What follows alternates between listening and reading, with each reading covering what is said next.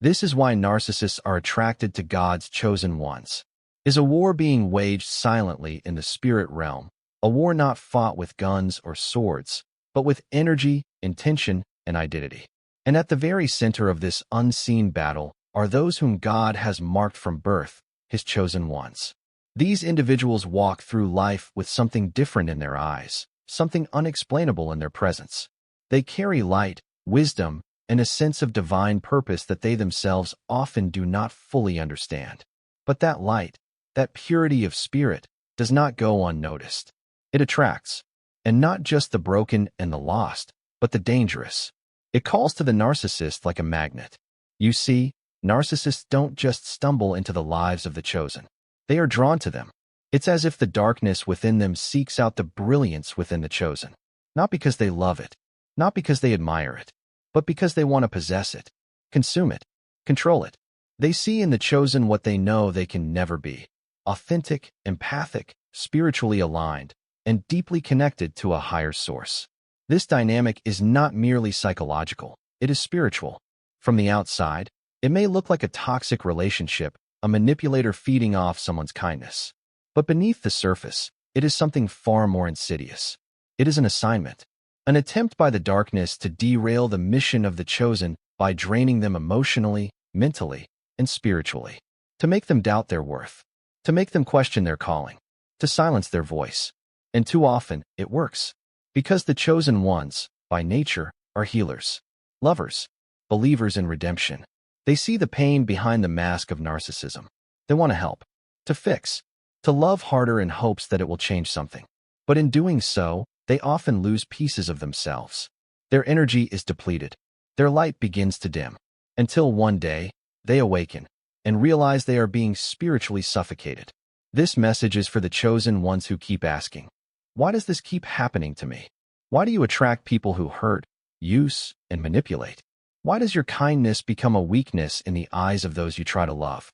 The answer isn't simple, but it is sacred. And once you understand it, you'll begin to see that you were never the problem. You were the target. And that's because you are powerful beyond measure. This is the untold truth of why narcissists are drawn to God's chosen ones. In the next parts, we will break down the spiritual mechanics of this attraction, uncover the toxic cycle, and, most importantly, reveal how to reclaim your power and rise beyond their reach. Because once you know who you are, no one can manipulate what you were never meant to give away. The light that draws the darkness. There's a mysterious, magnetic force that cannot be explained by logic, one that causes darkness to gravitate toward the light. It's as ancient as time itself. And when it comes to the souls who have been marked by God, his chosen ones, that pull becomes even stronger. These individuals walk through the world not always knowing why they feel different, why their presence shakes people, or why others seem to either adore them or deeply resent them. But make no mistake, the chosen carry something powerful. It's not status, it's not worldly success. It's something deeper. It's light. It's divine energy. It's the fingerprint of God on their spirit. This light is not flashy. It doesn't always come with fame or fortune. In fact, many chosen ones walk quietly, humbly, often misunderstood and even mistreated. But their spiritual frequency is high. Their hearts are pure. Their intuition is razor-sharp. They are vessels of healing, truth, and love. And it is precisely because of that divine light that narcissists are drawn to them like moths to a flame. A narcissist does not seek love, they seek supply. They are attracted to admiration, attention, validation, and most dangerously, energy. Not just any energy, but high vibrational energy. And the chosen ones radiate that in abundance. Even when they're wounded, even when they're struggling, there is still something about them that glows. That light makes the narcissist curious, hungry, and at times, obsessed. Because it is everything they lack, everything they pretend to be, everything they want to steal. You may have noticed this pattern in your own life. Being approached by people who seem charming at first, who mirror your energy, who say all the right things, only to later manipulate, devalue, and discard you. That's not a coincidence. It's a strategy, a spiritual one. Narcissists subconsciously, or sometimes intentionally, seek out people who will make them feel powerful, special, and in control. And who better than someone with a divine calling, someone who reflects the love of God, someone who listens deeply, forgives easily, and gives selflessly. But here's the tragic irony. The same qualities that make the chosen ones radiant also make them vulnerable. Because when you carry light, you often don't expect to be attacked for it. When you give love, you assume it will be returned. When you speak truth, you think others will value it. And when you see someone in pain, even if it's masked behind arrogance or charm, you feel called to help. That's your nature. That's your gift. But that is also what makes you a target. The narcissist doesn't just want to be near the light. They want to control it, contain it, own it. They will compliment you to disarm you, mirror your qualities to gain your trust. Slowly, they will draw you in with stories of trauma, grandiosity, or intense chemistry. They want you to believe it's fate, that they see your soul, that you are the one. And for someone chosen, someone who longs for connection on a deep level, that can be intoxicating. But once the narcissist feels they have you, the game changes. They begin to chip away at your confidence. They question your reality. They twist your words. They make you feel like you are too much or not enough. And all the while, they are feeding off your energy, your empathy, your emotional labor. Until one day, you look in the mirror and barely recognize yourself. That light, once bright and fierce, has been dimmed. This isn't just emotional abuse. It's spiritual warfare. Because the enemy knows something most people don't. If he can distract the chosen, he can delay their destiny. If he can entangle them in toxic love, he can drain their focus and weaken their faith. And so narcissists are often sent, not by coincidence, but by design, to attach themselves to those who are rising, awakening, or stepping into their divine purpose. But here's the truth. The light can never be fully stolen. It may be hidden. It may be buried. But it is eternal. And once the chosen one begins to wake up, once they see the pattern, the manipulation, the spiritual assignment behind the relationship, they begin to reclaim their power. And that is when the narcissist panics, because they know their time is up. So if you are someone who has found yourself repeatedly attracting narcissists, if your kindness has been weaponized against you, if your love has been exploited by those who never truly valued you, it's not because something is wrong with you. It's because something is right with you. You carry something divine, something rare, and that makes you both powerful and dangerous to the darkness. The key is to stop dimming your light just to make others comfortable. Stop shrinking to fit inside someone else's broken perception of love. Recognize that not everyone is meant to walk beside you, and some were only sent to test you. You are not here to fix everyone. You are not here to carry the weight of those who refuse to heal. You are here to rise. Let this be your awakening. The light you carry is sacred, and yes, it will attract the darkness, but it will also expose it, illuminate it, defeat it, because you were never meant to be consumed by the fire. You were meant to become it. The empath, narcissist trap. If the light of the chosen ones draws in the darkness, then the empath within them keeps them stuck inside of it. That's the second half of the story, one that is even more tragic because it is not about the narcissist's manipulation alone. It is about the chosen one's heart, a heart so tender, so deeply wired for love and compassion, that it becomes its own prison when placed in the wrong hands. Chosen ones are often empaths by nature. They don't just feel emotions, they absorb them. They don't just notice pain in others, they carry it like it's their own. That's not weakness. That's divine design. God gave them that sensitivity for a reason.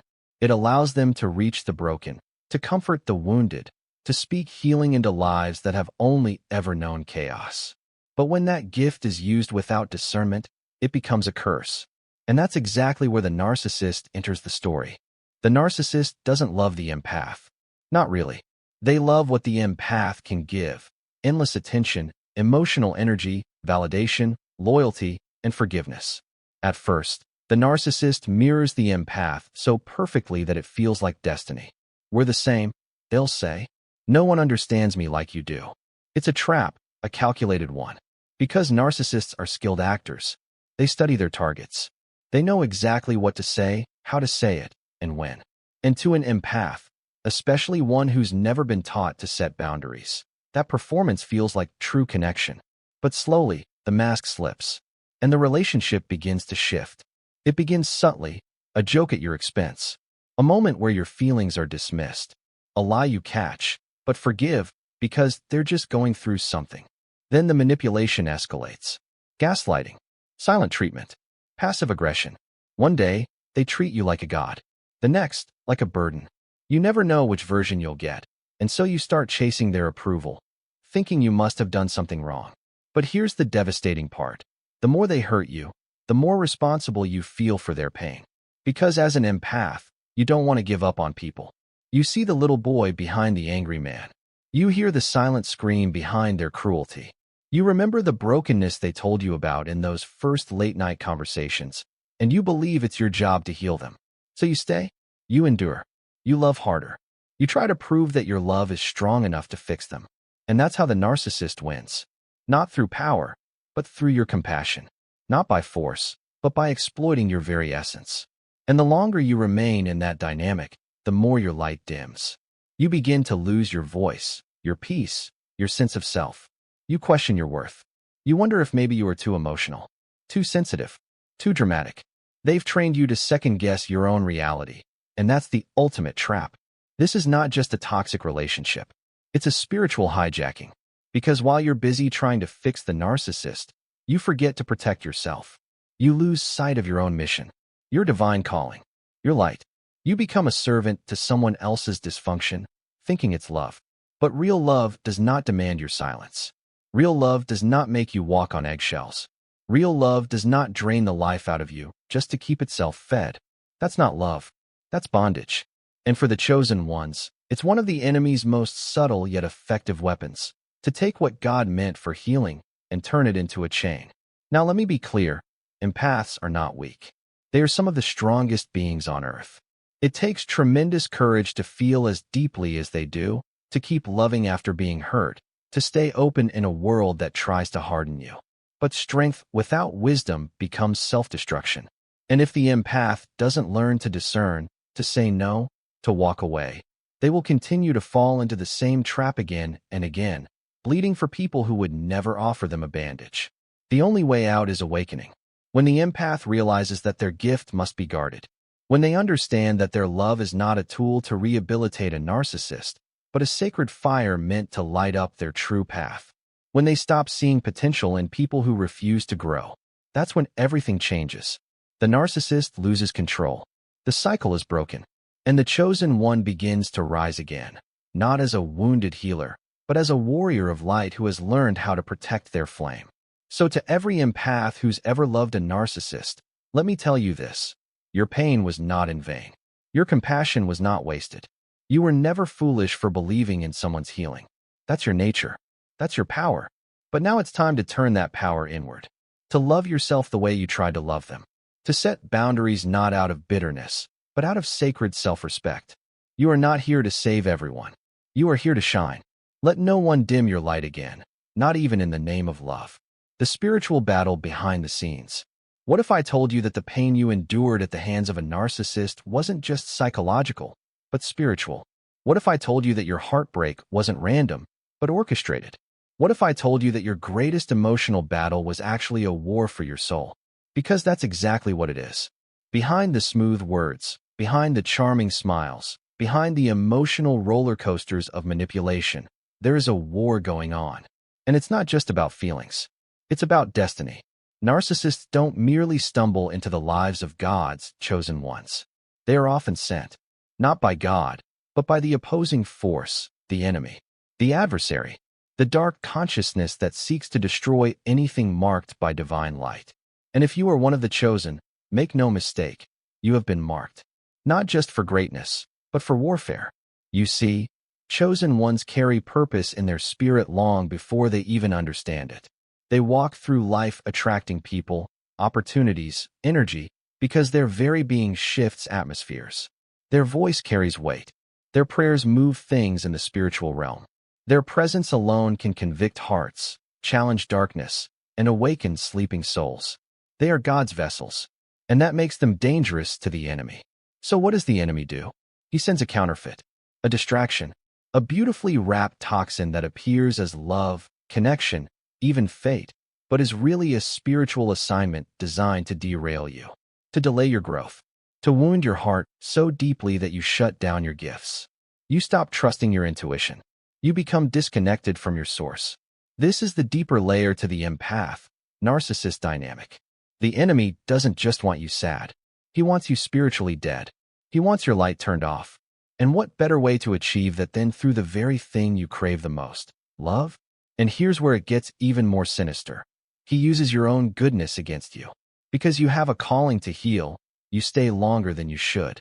Because you believe in redemption, you give chance after chance. Because you see the soul behind the wounds, you forget to protect your own. The enemy counts on that. He doesn't just attack you through pain. He attacks you through your gifts. But the chosen ones are not meant to stay blind forever. Sooner or later, something shifts. The storm becomes too heavy. The manipulation too obvious. The silence too loud. And something within you awakens. You begin to realize, this isn't just about heartbreak. This is about sabotage. Not of your relationship, but of your mission. This is where the spiritual battle gets exposed. Suddenly, you remember who you are. You start to see the patterns not as coincidence, but as a spiritual trap. You see that every time you were close to your breakthrough, someone entered your life to confuse you, distract you, or love bomb you into submission. And once you see it, you can't unsee it. You realize that the narcissist wasn't just a person, they were a test.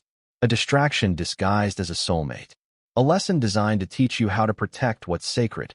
And the moment you awaken, the enemy starts to lose his grip. Because now you're operating not just from emotion, but from discernment. You begin to pray differently. You begin to walk differently. You stop explaining your worth and start embodying it. You stop fixing people who refuse to heal and start guarding your energy like the holy thing it is. That's when the narcissist panics. Because they never expected you to wake up. They never thought the empath would become a warrior. They underestimated your spiritual power. And that's where the turning point begins. But let's not be naive. The battle doesn't end just because you woke up. In fact, it often intensifies. Because once you break free from the narcissist, the enemy will try another way. Maybe through loneliness. Maybe through shame. Maybe through guilt. He'll whisper, "See? You were too much. You're not lovable. You'll never find someone else." Those are lies. Lies designed to keep you small, silent, and spiritually stuck. But chosen ones, you must remember, every great soul faces a wilderness. Every light bringer encounters darkness. Every warrior walks through fire. And the enemy would not fight you so hard if you weren't a threat. So let your wounds become wisdom. Let your heartbreak become fuel. Let your tears become water for the seeds of your purpose. You were not broken. You were being forged. You were not rejected. You were being redirected. You were not destroyed. You were being rebuilt. And now that you see the battle for what it really is, you can fight differently. Not with bitterness. Not with vengeance. But with clarity, boundaries, and spiritual fire.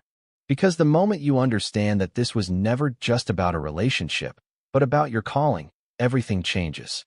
So the next time the darkness tries to creep in through a charming smile or a seemingly perfect connection, ask yourself, does this feed my soul or drain it? Does this align with my purpose or pull me away from it? Does this challenge me to grow or manipulate me into shrinking? You are not just a person. You are a vessel, a chosen one, a carrier of divine light. And from this moment forward, that light will no longer be used against you. It will be your sword, breaking free and rising higher. There comes a time in the life of every chosen one when silence becomes unbearable, when the weight of manipulation, gaslighting, and spiritual suffocation finally breaks not your spirit, but your tolerance. That moment, though it may begin in anguish, is actually a divine awakening. You look around and realize you've been living in a cage that you mistook for love, shackled by the illusion that you were helping someone heal, while you were the one bleeding dry. This is where your true freedom begins, not when they walk away, but when you stop needing them to. Because breaking free is never just about leaving the narcissist, it's about returning to yourself. And that return is sacred.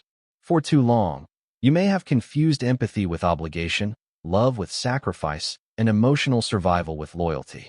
You gave more than you had, hoping it would be enough.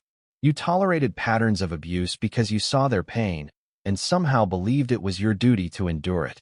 But now you see it clearly. You cannot heal someone who is committed to harming you. You cannot fix what refuses to be honest. You cannot save a soul that has built its power by draining yours. The most radical act of love you can offer is not to stay. It's to leave, with your soul intact and your spirit unbroken. The moment you decide to rise, the spiritual atmosphere shifts. You are no longer responding from fear, guilt, or confusion. You begin to operate from truth. And that truth is this: you were never created to live under emotional slavery. You were never meant to question your worth, your intuition, or your voice. You were not called to be a martyr for someone else's dysfunction. You were called to rise. And rising means learning the language of boundaries, not as walls, but as declarations of value.